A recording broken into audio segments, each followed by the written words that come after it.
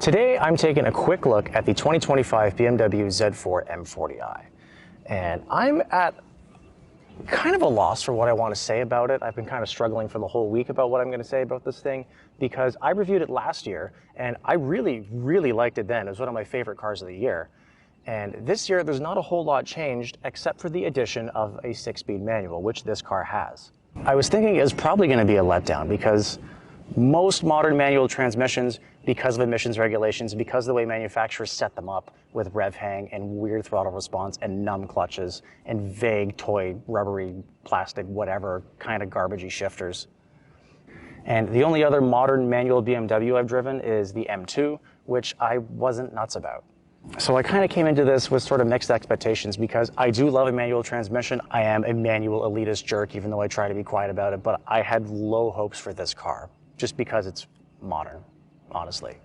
And because the ZF8 is so good. I feel like the ZF8 is exceptionally well suited to the character of this car. It's perfectly matched to the powertrain. BMW's been using it for years. They've got it dialed. It's pretty well bang on perfect.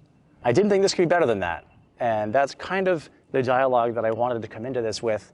And having driven it, I have had to throw all that out because this is so much better than I expected. But how about instead of talking about it, let me go show you, because I'm getting pretty itchy to drive this thing.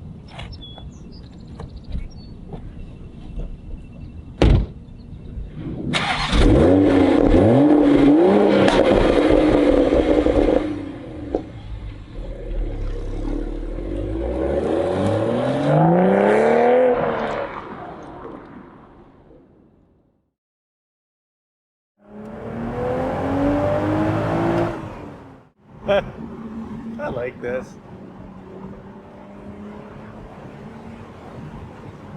See, the big thing that I was referring to, my biggest hang-up with this car was that most modern manual transmissions aren't very good. The shifter is either awkward and bulky and just generally unpleasant to use, or it's too toy-like. Like, personally, I think a lot of Hondas are this way. I don't love the shifters in them. I don't think shorter is better. So there's that. A lot of cars have really long, awkward, numb, vague, just kind of hard to read clutches, which takes away from the sense of engagement that you want out of a manual transmission that you're looking for in a car like this, that level of connection.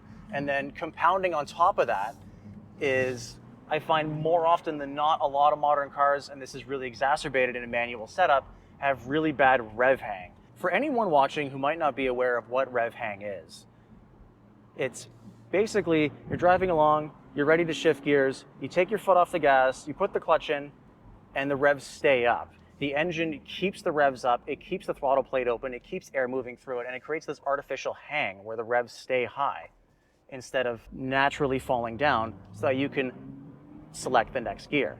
There's lots of excuses for why OEMs do it, whether it be to make things easier and create a more favorable impression on the test drive, for the alleged longevity of the car, and I'm sorry, dragging a clutch from hanging it is not better for the car, or for emissions controls.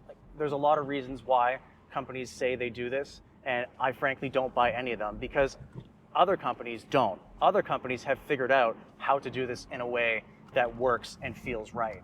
And there's only a few companies that have figured out how to do it.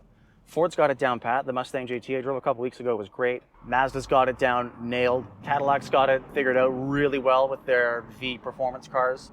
Based on my brief experience with the M2, and granted I was having a pretty bad day that day and it was a short drive, I had low expectations for this. I figured there's no way that this shifter, clutch, throttle, driver interface would be anywhere close to what I was looking for in what is supposed to be a luxurious GT-ish sports touring car.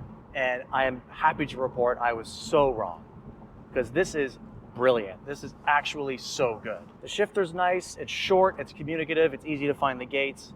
Typical BMW, little on the rubbery side, but I don't mind that. All BMWs have been like that since the beginning. I'm personally well accustomed to it by now, and I like it.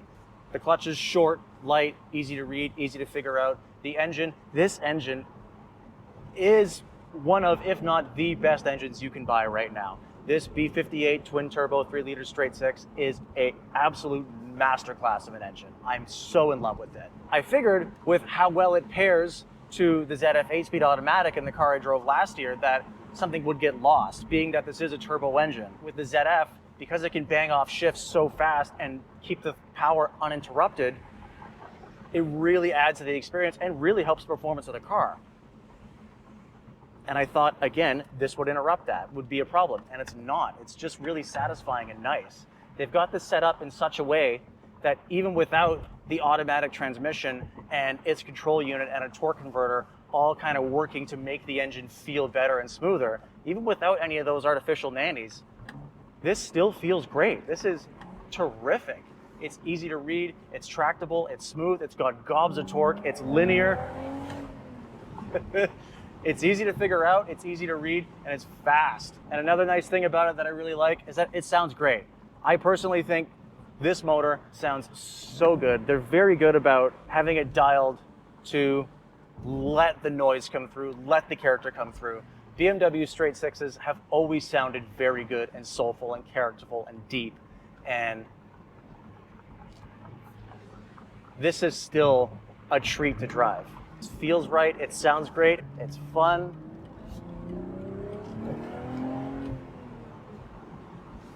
It's got lots of torque, it's very linear, it's super responsive. There's no awkwardness or hang or delay or any perceivable turbo lag really. It's just on, and it feels and sounds so good. It's a very satisfying, cohesive experience that I wasn't expecting. And I think that's the thing that matters the most. It tends to get lost, is that it has to feel natural, it has to feel organic, it has to feel cohesive all of the time. A lot of companies can set up a car that feels great and is fun when you're pounding on it, but when you're driving around, just putting around town at low speeds or only kind of half playing with it, they feel awkward and weird and disjointed and disconnected, like there's someone else interfering for you. And this doesn't have that. That's what I was afraid of it doing, and it doesn't do it. And I'm so happy that it doesn't do it, because this is such a peach. It really is a gem of a car. I am so happy with it. Overall, if you couldn't already tell, I'm kind of in love with this thing. I honestly am already a pretty big fan of BMWs. I like the way they do things. I like the way they feel. I like the way they handle. I love their powertrains. And I had thought that there was no way they were going to be able to top the experience that I had last year in this car with this engine paired to the ZF 8-speed automatic, because that felt so perfectly dialed in. And here I am wrong. This 6-speed manual is excellent, and I shouldn't have expected any less from them. It's not faster, it's not objectively better. I'm not even sure if it's any more efficient. I doubt it is, frankly, and I don't care. This is the one I would want to have, because it is so satisfying, because it is so engaging, because it knows well enough to get out of its own way and let a rewarding experience happen. And this isn't to say that there is no hand-holding, that it's a super raw experience. It's not. It's a nearly $100,000 luxury car. There is a little bit of, there is start-stop. There is a little bit of hill start assist. There is a rev matching function that I didn't even realize when I was driving it, because it's so seamlessly integrated that it just gets out of the way. And I really appreciate what they've done here with that. This car was already great, and they've just made it better. I don't see these cars on the road very often, as if they're not selling great, and it's kind of disappointing because they've got something really special here. This car's $96,000 sticker with the top down. The wind buffeting is really well controlled. With the top up, it's almost silent. It might as well be a fixed roof car. There's a decent amount of storage inside. It has a huge trunk. This thing has a big leg up on so many other sports cars.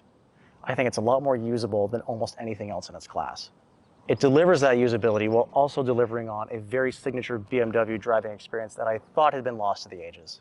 This car is $96,000 as tested. You could easily save $6,000 by losing the frozen green paint, which I personally don't care for. I would do the purple that I had last year. That was choice, perfect. And that would bring in at about 90. For that kind of money in this realm, between the Boxster, arguably the C8 Corvette, a little bit of a stretch, but you could get into one for roughly this money, or even a lightly used one. And even the Lexus LC, which is really characterful and beautiful, but way more money, not exactly a better performer and less usable.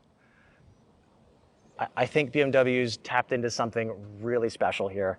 This manages to do all of that while also being a fantastic, comfortable daily driver. It rides fairly well, it's efficient, the engine is smooth, it's quiet when you want to get out of the way. And even further than that, I think for something that is ostensibly a sports car that delivers excellent performance and fun and thrills and sounds and the open-top motoring experience that fewer and fewer are even bothering to try anymore, I think the car community as a whole is kind of sleeping on it because this does everything so well. I can't fathom what else you could possibly want a car to do. This is really incredible. A shoo-in for Performance Car of the Year. For doubleclutch.ca, I'm Nathan Leipzig. Thanks for watching.